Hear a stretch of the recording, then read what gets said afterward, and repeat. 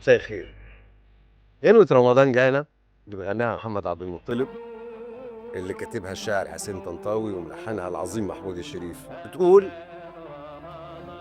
بتغيب علينا وتهجرنا وقلوبنا معاك، وفي السنة مرة تزورنا وبنستناك. من امتى واحنا بنحسب لك ونوضب لك ونرتب لك.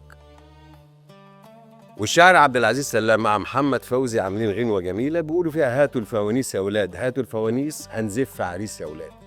واحنا زمان في الارياف وبتاع كنا بنغني رمضان نقول: رمضان تحت الكوم تحت الكوم بيزرع توم يا رجال، رمضان في المحله في المحله بيزرع كده.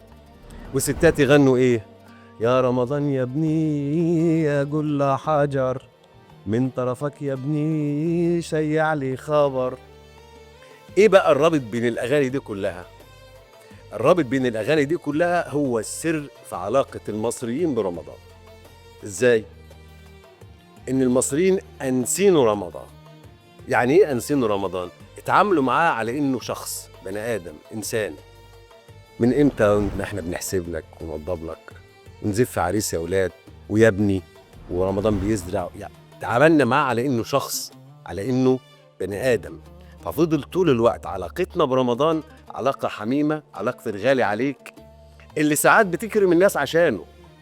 يعني لو انت في العادي كرمك قد كده، بتيجي في رمضان بتكرم الناس عشانه، عشان في حد غالي عليك اسمه رمضان موجود، وفي حضرته لازم تبقى كريم زيادة. السر بقى ده علاقة المصريين برمضان خلتهم يتعاملوا معاه بمنتهى الحفاوة والجمال.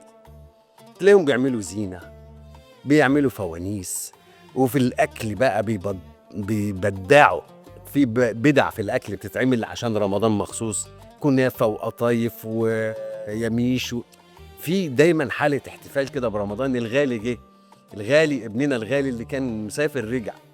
السر ده خلى رمضان في مصر يختلف عن رمضان في أي حتة تانية.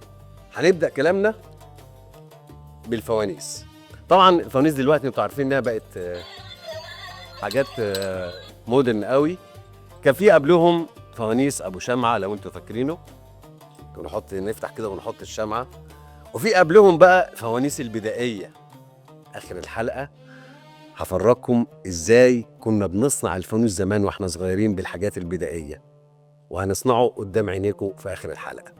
لكن دلوقتي هنستقبل خبير وعالم في التراث المصري ونعرف منه إيه بقى، إيه الحاجات دي، الموضوع ده بدأ إزاي، ارتبط بمصر إزاي، مصر ارتبطت بيه إزاي، اتطور إزاي، وكيفية الحفاظ عليه.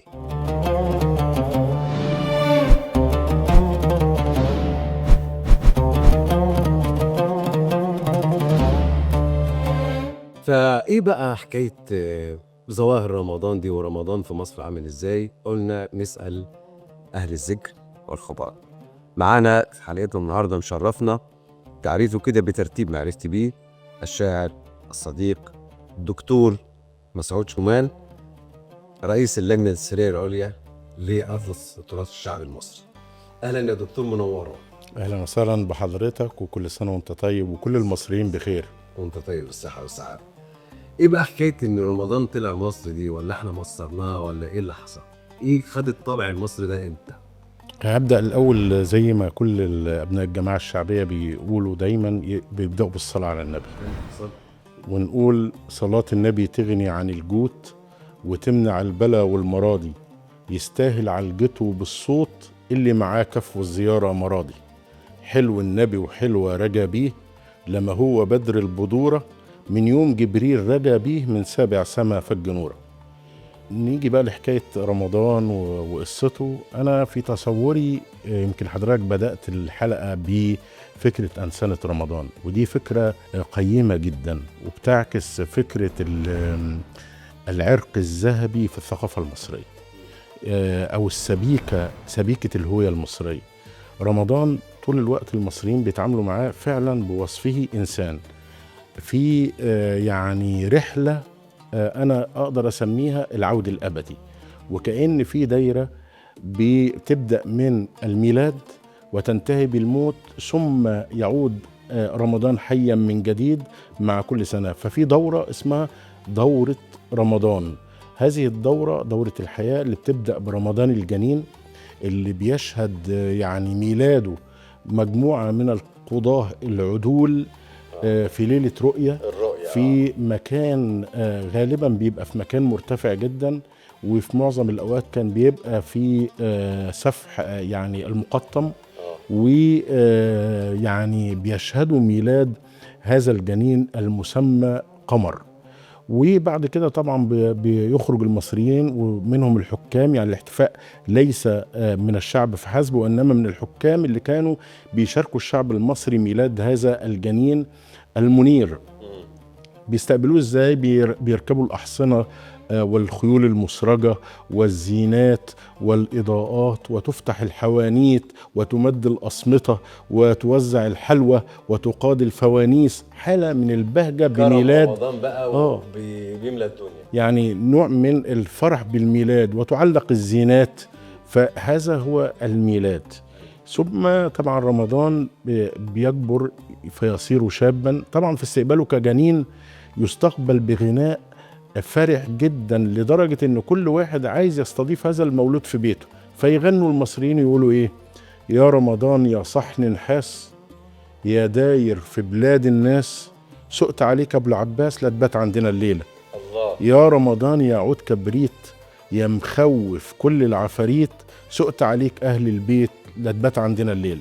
فكل المصريين بيتباروا في انه رمضان هذا الجنين اللي مليان بركة ومليان خير ومليان سعادة يبات عندهم ليلة عشان يمنحهم يمنحهم هذه البركات. طبعا رمضان بيكبر مع الأيام ويبدأ يعني يصير شابا، ويعني مع الألعاب الشعبية والغناء، فيغني المصريين حينما يكون شابا وصبيا يعني مع الأطفال يغنوا غنوة في منتهى الجمال اللي بتقول: يا طالع الشجرة هاتلي معاك بقرة تحلب وتسقيني بالمعلقة الصيني، والمعلقة انكسرت يميني ربيني، رباني عبد الله وانا زرت بيت الله، لقيت حمام اخضر بيلقط السكر. طبعا يعني احنا هنا يعني بنشوف جذر ممتد الى مصر القديمة. بنشوف شجرة الخلد او شجرة المعرفة، وبنشوف البقرة اللي هي هتحور على شجرة المعرفة. فالناس بيسألوا يعني طالع الشجرة، بيقولوا له والله وانت طالع شجرة المحياة او شجرة الخلد او شجرة هات لنا معاك هتحور إلهة الخصب والتكاثر والسعادة. تسقينا ايه؟ تسقينا برضو سقيا المعرفة بالمعلقة الصيني. طبعا كان في علاقات حضارية من مصر والصين بوصفهما يعني أقدم حضارتين في العالم. بالمعلقة الصين والمعلقة انكسرت. هنا مفصل حضاري بين حضارة ذاهبة وحضارة قادمة. فالسؤال ايه؟ والمعلقة انكسرت يمين يربيني. يمين يربيني. رباني مين؟ رباني عبد الله. عبد الله ده مسلم ولا مسيحي ولا يهودي؟ عبد الله في المطلق. كلنا وانا زرت بيت الله فبرضه في المطلق، لا هو مسجد ولا معبد ولا كنيسة، وإنما هو بيت الله.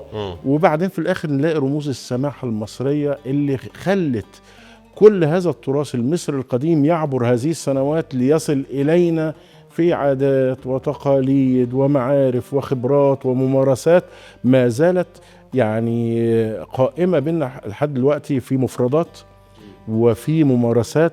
يعني لا أخفيك سرا مثلا إنه الصيام كان موجود عند المصريين القدماء. يعني المصريون القدماء عرفوا الصيام، وكان حتى بالمصر القديمة صامي، يعني بمعنى إنه امتنع عن الامتناع، فعل الامتناع. فيعني امتنع عن الأكل وامتنع عن سباب الناس الامتناع بشكل عام، بمعنى أن نصوم عن القبح ونصوم عن الزاد ونصوم عن المشرب. وطبعا كان في نفس المفهوم بالظبط. وطبعا يعني الآية القرآنية بتؤكد هذا، يعني يا أيها الذين آمنوا كتب عليكم الصيام كما كتب على الذين من قبلكم. يعني فعلا إذن هو قديم، مش مرتبط الصيام بس كان بالفترة قديما دي.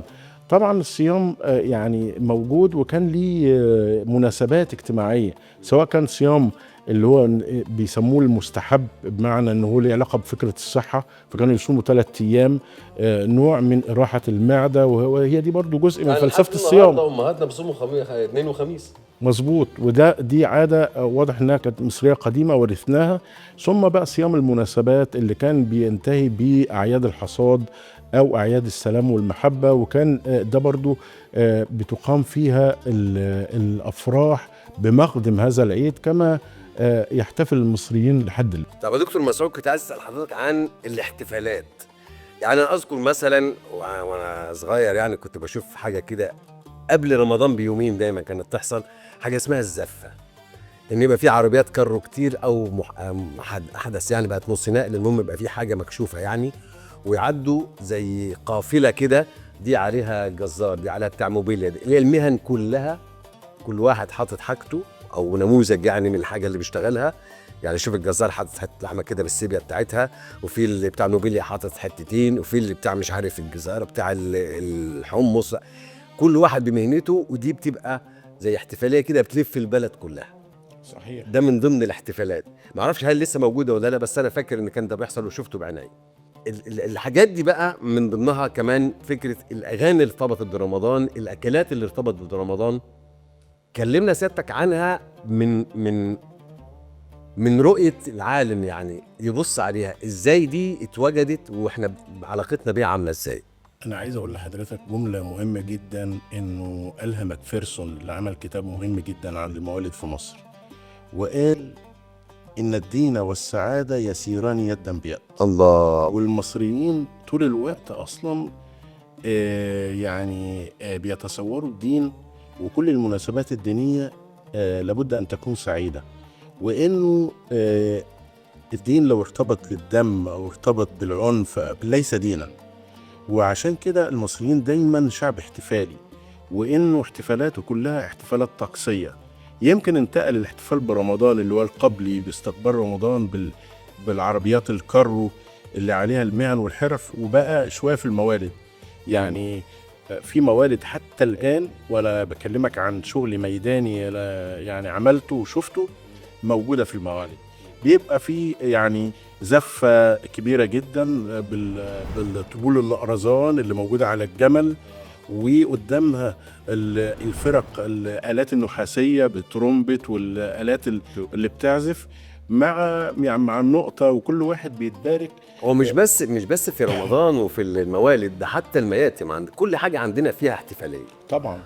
الجزء بقى بتاع الأغاني المصرية المرتبطة برمضان. أنا أعرف إن حضرتك عملت زي بحث ميداني ضخم وطلعت مجموعة من التراث المصري، محتاجين بس نتعرف عليها ونتكلم الجمهور معها.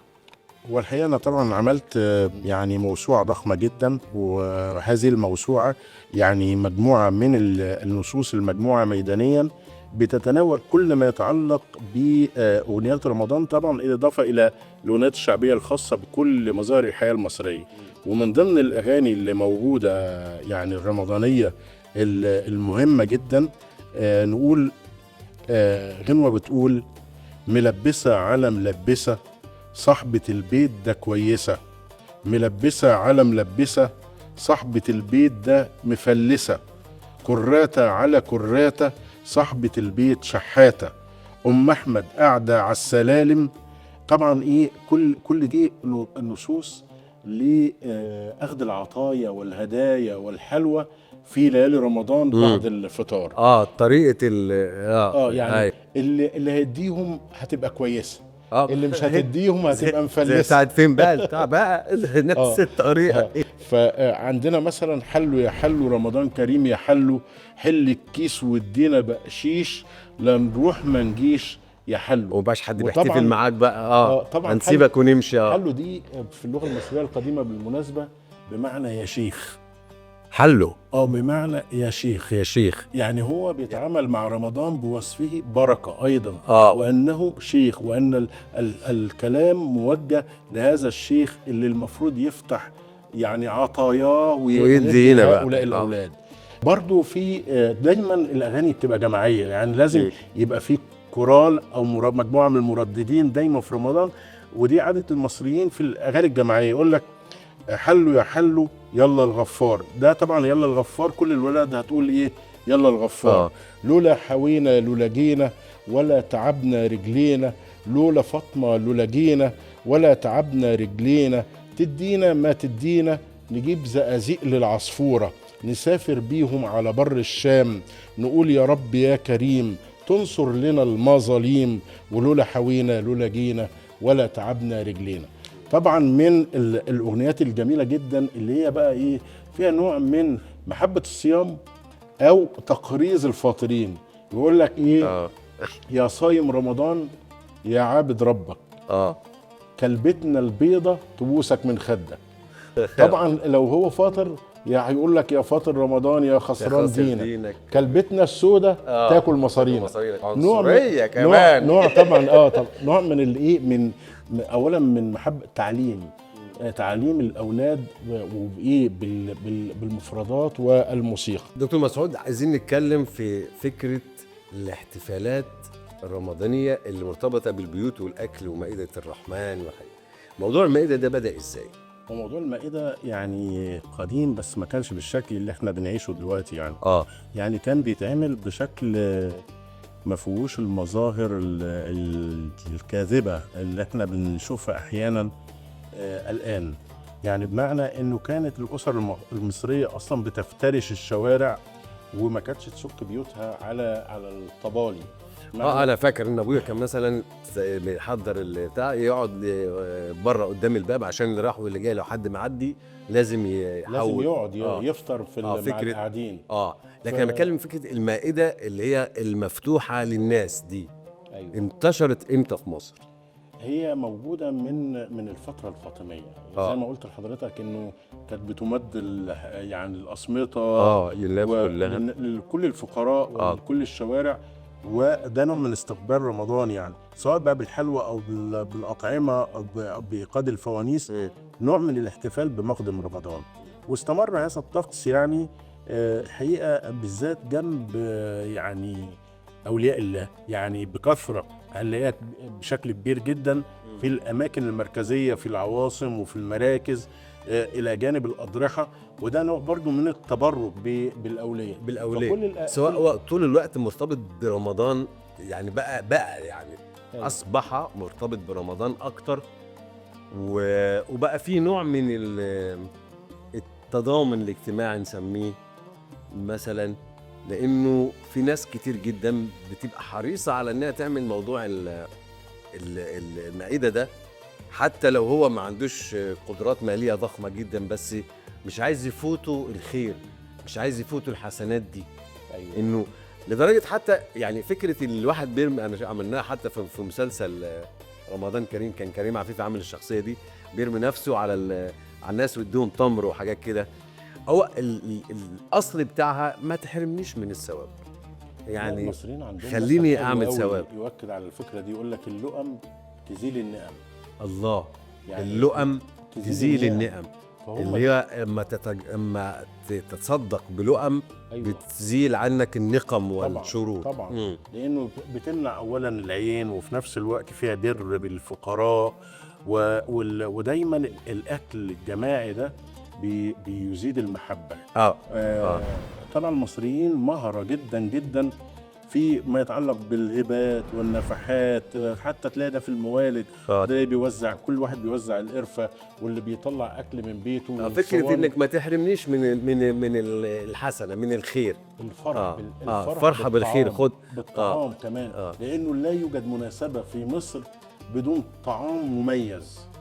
يعني كل المناسبات، في الفرح، في الميتم، في الاعياد، كل هو التضامن المصري ده انا يعني من الحاجات اللي يعني لازقه في ذهني من طفولتي، فكره الصواني اللي في المياتي.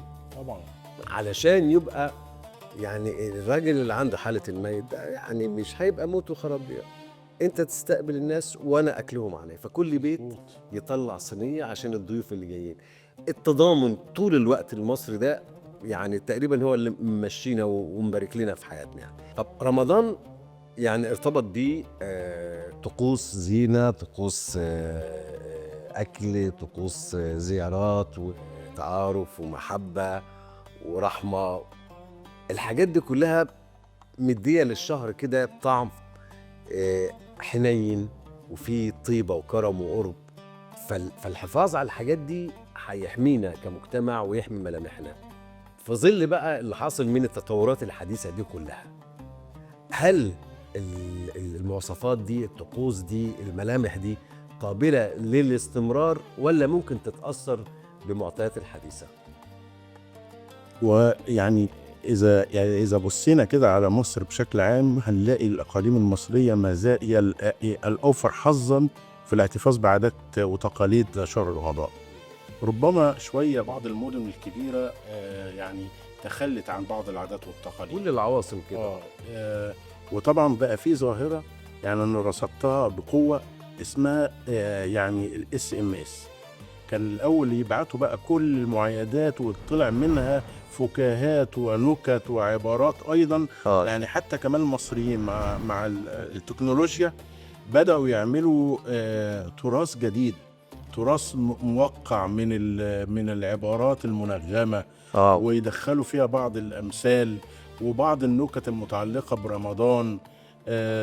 يعني مثلا يروح جايبين لك سورة الإسعاف ويقول لك شوهد هلال رمضان عشان الإسعاف عليه الهلال.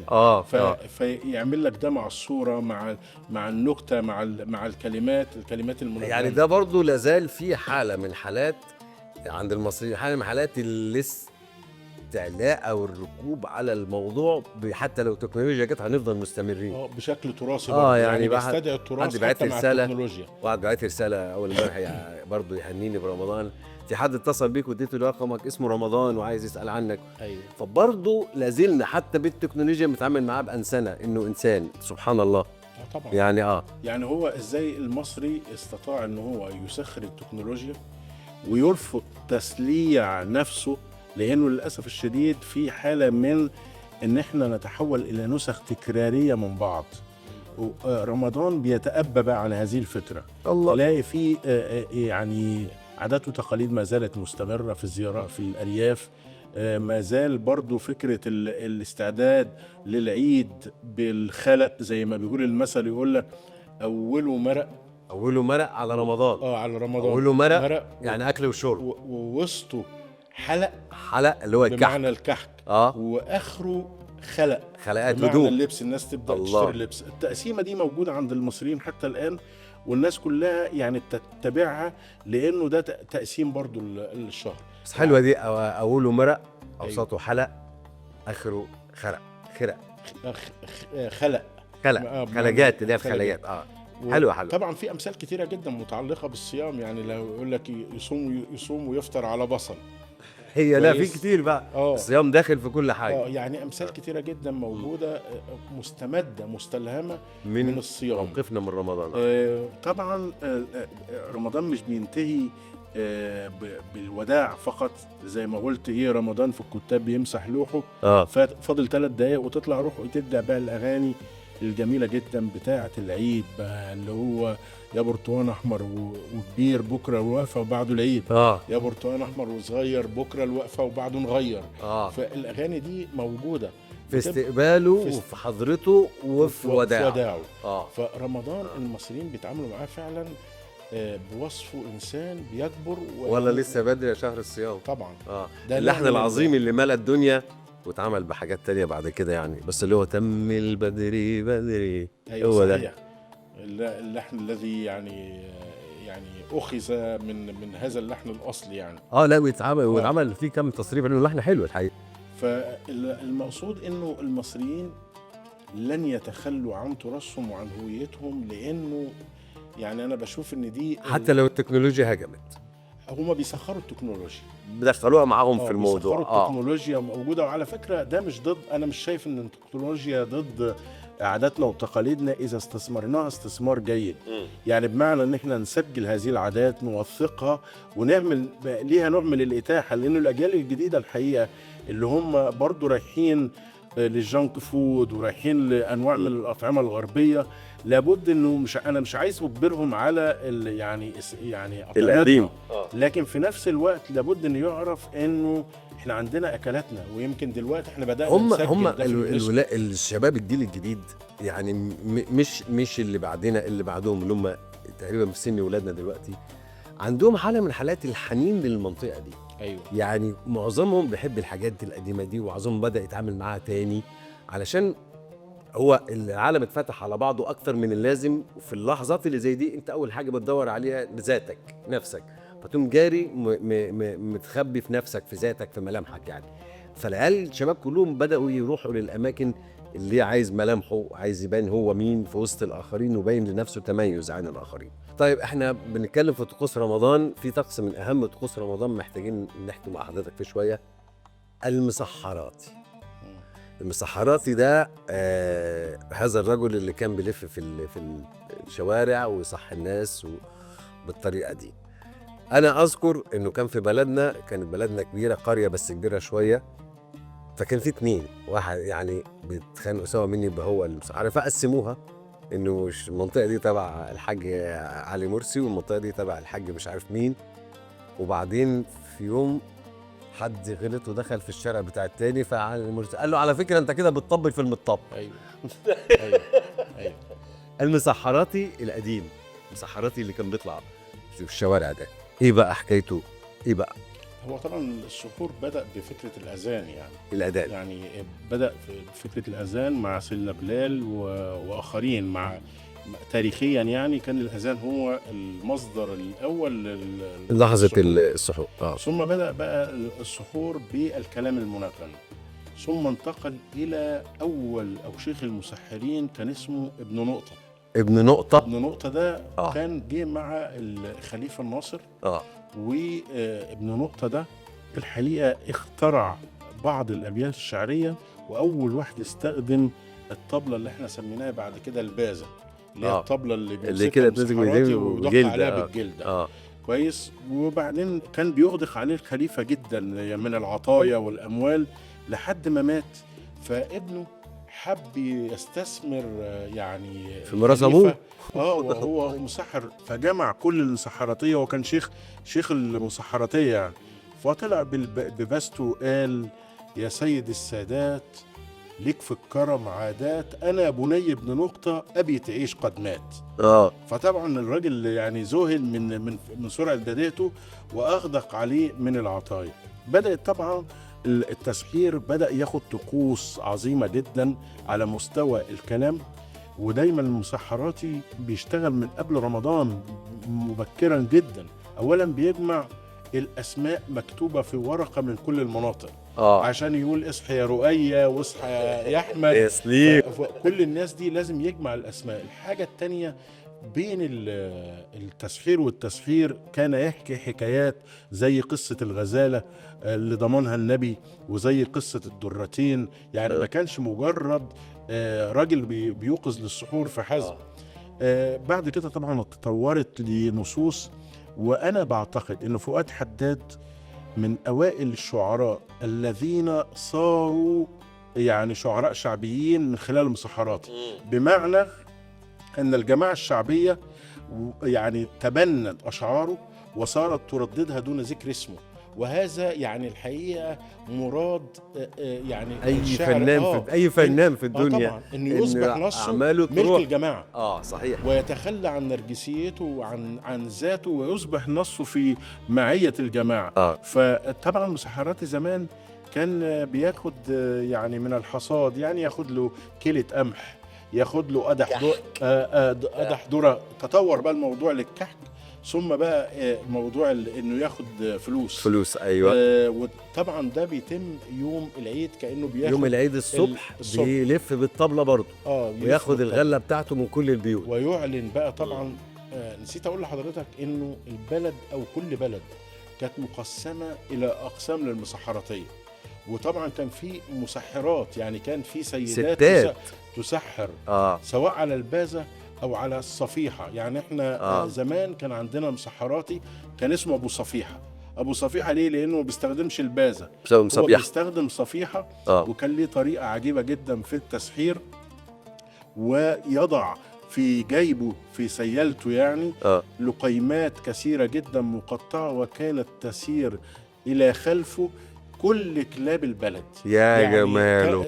تؤنسه وتؤنس المكان كله. فده يعني الحقيقه دي المظاهر دي تكاد تكون اختفت.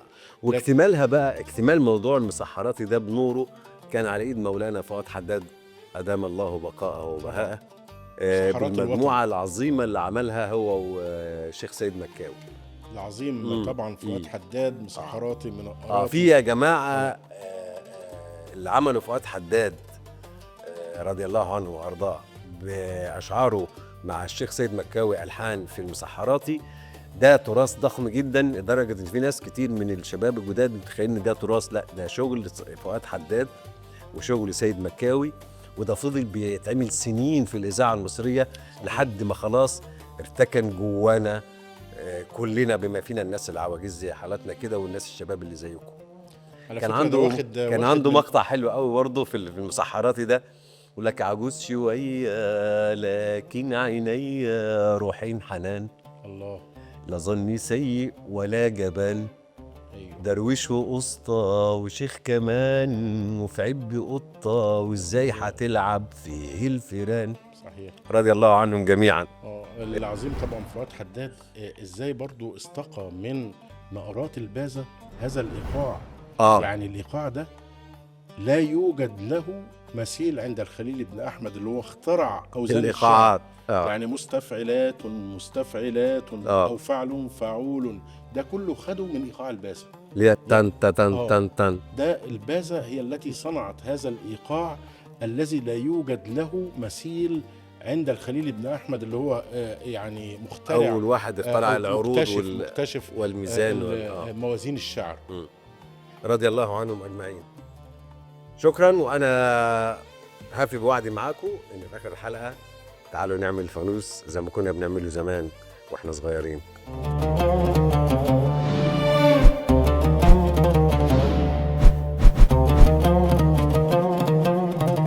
كان ايه بقى بيتكون من ايه الفانوس اللي بتاعنا بتاع زمان ده؟ بنجيب ازازه اي ازازه دواء كده ونغسلها ونحط فيها، كنا زمان بنحط جاز، انا ما لقيتش جاز طبعا فبقى جبنا سبرتو ماشي، وحته قطن بنعملها فتيل، نعديه من هنا كده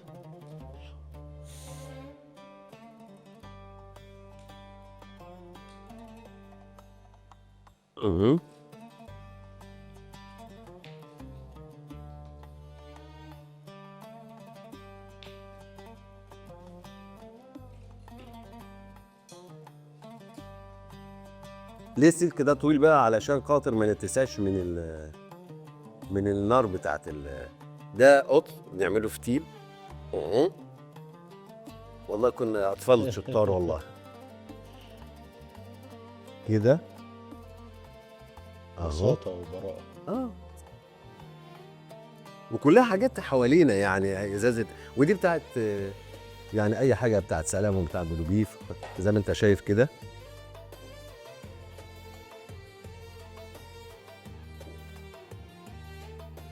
بقى معانا اهو، وادي البتاع ده بنعمله كده اهو. كده ممكن تعمل مشروع على فكره. ده يعمل مشروع. اعمل فوانيس بقى. بص يا سيدي،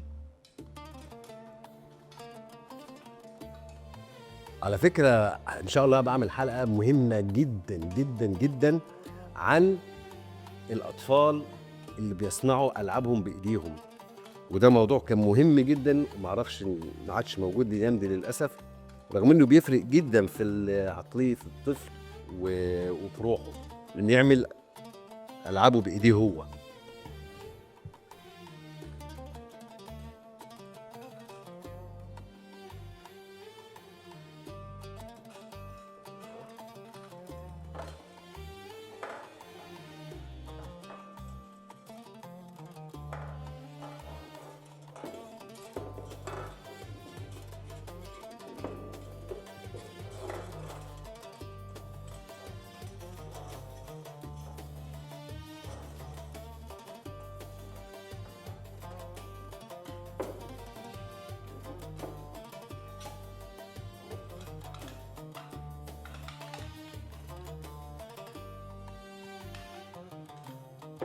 ودايما بتستخدم الكبريت طبعا واشتغل الكبريت دايما بتستخدم. ما ينفعش ولاعه تخش جوه، فنستخدم كبريت.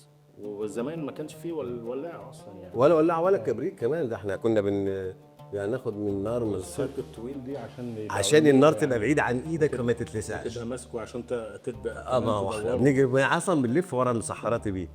بص بقى نولعه. الله الله الله. اهو يطلع بعيد عن ايدك، يعني لا تصور ولا حاجه. هل ده هيبقى مغري للاولاد؟ مش مهم، هم عارفين احنا كنا بنعمل ايه. أيوة. والدنيا اتطورت ازاي. بس ونلف بقى ورا النور بقى بيتاكد. لو النور مطفي هتشوفوا النور بتاعه كده في الضلمه طبعا. في الضلمه.